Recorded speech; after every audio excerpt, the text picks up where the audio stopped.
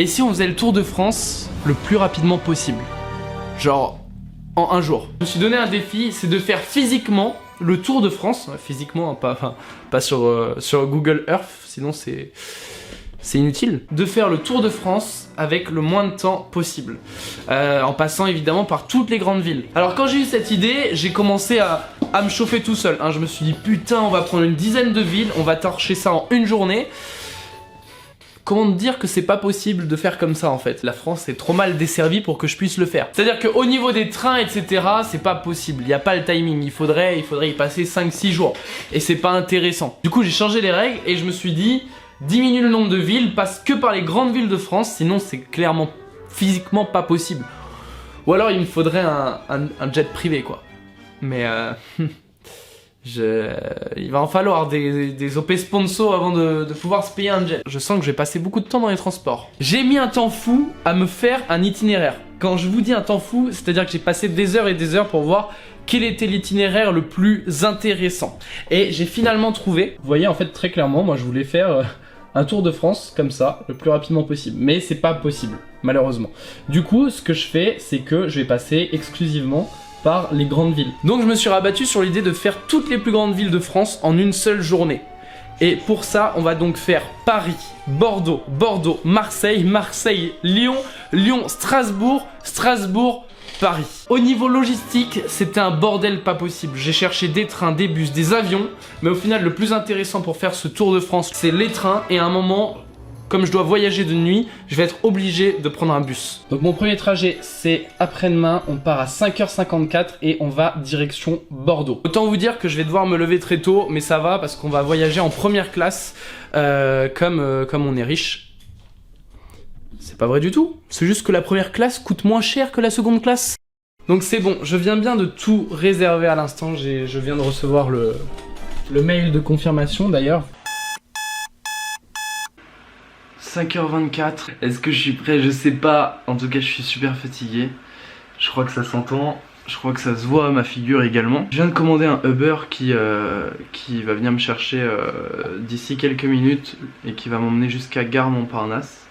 En tout cas, il faut que je commence à me dépêcher parce que j'ai mon premier train qui est à 5h54. C'est parti pour un gros rush là. Et on est parti. Je suis dans mon ascenseur, le Uber m'a dit qu'il arrivait, donc je descends. Bonjour, c'est Léonard.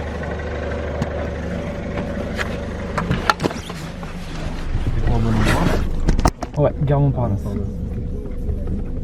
On arrive à quelle heure? 40. Putain, ça va être chaud, j'ai un train de 54. Vous allez courir dans la gare, toi? Ouais. Le réveil était difficile? Ouais, un petit peu. Bon, je suis arrivé à la gare. C'était juste, mais mon train est juste ici. Donc, à quelques minutes, je le ratais. Ça aurait été con, ça aurait niqué tout mon voyage. Mais voilà, je rentre dans le train. Et direction Bordeaux, cette première destination.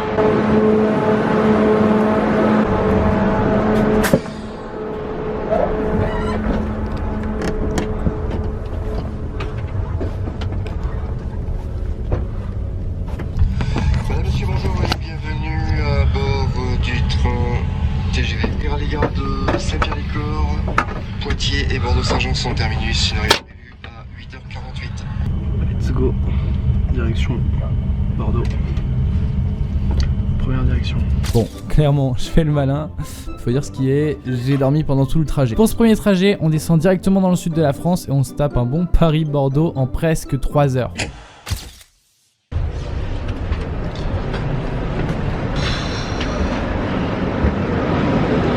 Bon, on est bien arrivé à Bordeaux. Je fatigue. J'ai quasiment que dormi pour le coup là dans le train. En même temps, je me suis réveillé à 4h30, j'ai dormi à peine 3h, 2h et quelques. Donc bon, c'était repos. On va aller dans le centre, dans le cœur de la ville, histoire de visiter un peu. Je connais un petit peu parce que j'y avais déjà été la dernière fois pour une vidéo. En marchant, je me suis dit que pour valider chaque ville, il fallait que je prenne une photo dans un point clé. Je prends une photo juste devant la porte de Boulogne. Maintenant, la prochaine étape, c'est aller à Marseille. 10h16, faut qu'on prenne le train pour aller à Marseille. Et sur le tableau d'affichage, ils me disent que c'est la ligne 11, vous voyez. Donc c'est parti, on se dirige vers là-bas. Mon train est juste ici, je m'apprête à monter dedans. Pour être honnête, le problème avec cette ligne, c'est qu'on n'est pas sur un TGV. On est sur un intercité et ça met beaucoup plus de temps. C'est-à-dire que pour me faire un Bordeaux-Marseille, ça met, je crois, 6 heures. Mesdames, Messieurs, bonjour, vous avez pris place dans le train Intercity. Je monte donc dans ce deuxième train à destination de Marseille et on passe à un moment par Toulouse. Je suis installé, je suis sur un espace de 4 personnes. Je sais pas si il y a des gens qui vont arriver. Il y a 6 heures de route. Il est 14h29, j'ai commandé un sandwich, ça commence à se faire long là le trajet, on commence à vraiment le sentir. Ce voyage en train commence à se faire durer, c'est au total plus de 6 heures qu'il m'aura fallu pour rejoindre Marseille. J'arrive donc à la gare de Marseille-Saint-Charles à 16h42. J'arrive à Marseille à l'instant. Là on a à peu près 2 heures, 1h30 de trou pour être exact. On va essayer de, encore une fois, aller à un endroit clé. Je me suis pris un petit café, j'en ai vachement besoin. Ça va m'aider un peu pour tenir pour la suite. Si jamais on a un seul retard de train, ça pourrait nous baiser tout notre itinéraire. On arrive dans ce deuxième endroit stratégique de cette deuxième ville. On est au Vieux-Port à Marseille. Il fait beau, il fait chaud, trop chaud parce que je suis en pull pour le coup. J'ai mal calculé le truc. Franchement, je suis satisfait parce que pour le moment, on n'a pas de galère et j'espère que ça va continuer comme ça. Ma photo. Je retourne à la gare, direction Lyon. Encore un TGV. Là, c'est un Ouigo cette fois-ci. Je crois qu'il n'y a pas de prise pour charger son téléphone ou mon ordi dans ce train, donc ça va être un peu relou, mais j'ai 2 heures de route. Il est 18h41 et je prends désormais un TGV à destination de Lyon. J'en ai à peu près pour 1h40 de trajet et j'arrive donc vers 20h30. Si vous vous posez la question comment on se lave les dents dans une vidéo comme ça, on va dans les toilettes d'un putain de train. Je pensais que ça allait prendre un peu plus de temps, ce qui nous laisse environ 2 heures. Je vous rappelle qu'on va à Strasbourg en bus et qu'on le prend à 22h30, il y a 15 minutes avant. Je connais Lyon, donc je vais sûrement trouver un coin sympa.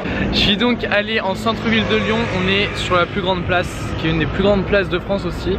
On est place Bellecour, on est à ce 3e checkpoint. Donc je vais prendre une photo également. Ça me laisse 1h30 devant moi. Donc autant vous dire que c'est tranquille, j'ai loué une petite trottinette là pour me déplacer parce que Lyon c'est vrai que c'est assez grand. On va se diriger vers notre bus. Ah là là. Est-ce que vous vous rappelez la dernière fois qu'on a pris un bus Flixbus dans la dernière vidéo? C'est parti, let's go au bus. Pour le coup je connais, c'est comme la dernière fois, c'est par là. C'est 10 heures de route cette nuit qu'on va se taper pour attendre Strasbourg. Et on attend Strasbourg demain matin, je sais plus exactement à quelle heure. Je crois que c'est 5-6 heures, on passe la nuit dans le bus. En effet, quand j'ai constitué mon itinéraire, je m'étais heurté à un problème, c'est le temps. Passé une certaine heure le soir, il n'y a plus de train disponible pour aller d'une ville à une autre. J'ai donc dû trouver une alternative. Cette alternative, c'est un trajet de nuit en bus de 10 heures. On va donc faire de la route toute la nuit et demain matin, je serai déposé dans notre belle capitale européenne qu'est Strasbourg. Ça sent le voyage de merde. Je vais me mettre là. Je vais rentrer dans le bus, ça se remplit petit à petit. À ce moment-là, le chauffeur du bus est en train de vérifier nos papiers d'identité, voir si on les avait bien sur nous. Je commence à me poser des questions puisque c'est la première fois que dans un trajet, on me demande si j'ai bien, oui ou non, ma carte d'identité. Je me dis que c'est étrange puisque normalement cette question se pose essentiellement lors des trajets internationaux. Alors, je suis réveillé dans la nuit par un drôle de message qui me dit que... on n'est plus en France, en fait, on est en Suisse. Je comprends pas, je regarde autour de moi et en effet, on est bien en Suisse. Je vois une banque suisse, je vois les feux rouges qui sont pas pareils.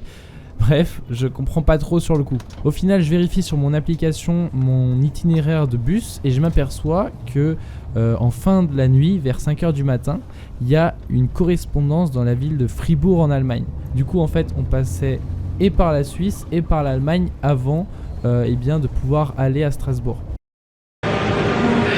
Qu'est-ce que je prends là? Écoutez, je me suis retrouvé en Allemagne. Regardez, il n'y a rien en français. Hein. tout est en allemand.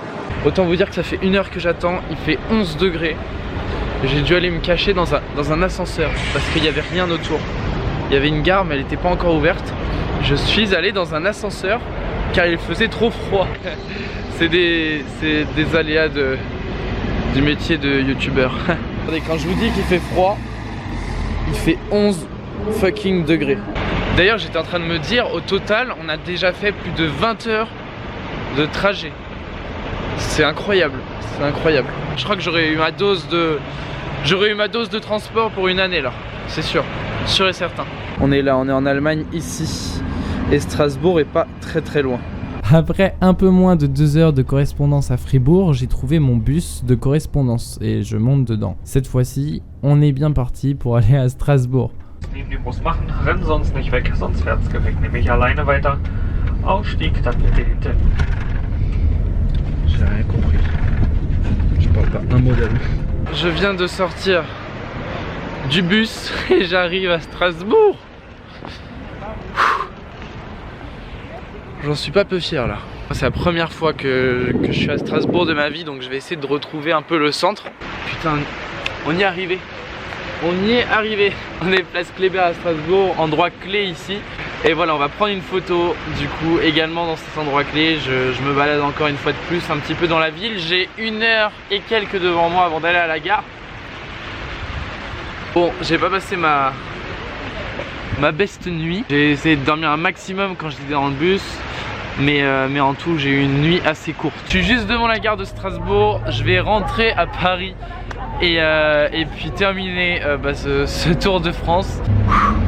Je suis crevé, j'en peux plus, il faut que j'aille à mon train là. Il faut que je rentre et que je dorme. Waouh, quel tournage intense et compliqué, ça m'a pris toute mon énergie. Je viens de calculer, on a mis en tout 31 heures pour faire le Tour de France. Et en tout, on a passé un peu plus de 23 heures assis dans les transports. Je vous assure que ça paraît pas comme ça, mais c'est stressant, éprouvant et fatigant. Je ne demande jamais de pouce bleu parce que je m'en fiche un peu, mais j'aimerais voir un truc, c'est est-ce que oui ou non, ça influe sur le référencement d'une vidéo. Donc je vous invite à laisser un pouce bleu sous la vidéo. Et puis j'aimerais voir si ça met plus en avant ou pas la vidéo. Mon Instagram c'est Léonard Berduquet, il est dans la description. Abonnez-vous parce qu'on sort des vidéos tous les mardis jusqu'au 1 million d'abonnés. Bye. Pour voir une de mes dernières vidéos, tu peux soit cliquer à droite, soit à gauche. Soit à droite, soit à gauche, soit à droite. Pardon, j'arrête. Sinon tu peux t'abonner et puis m'aider à atteindre le 1 million d'abonnés avant 2020. Parce que c'est pas évident.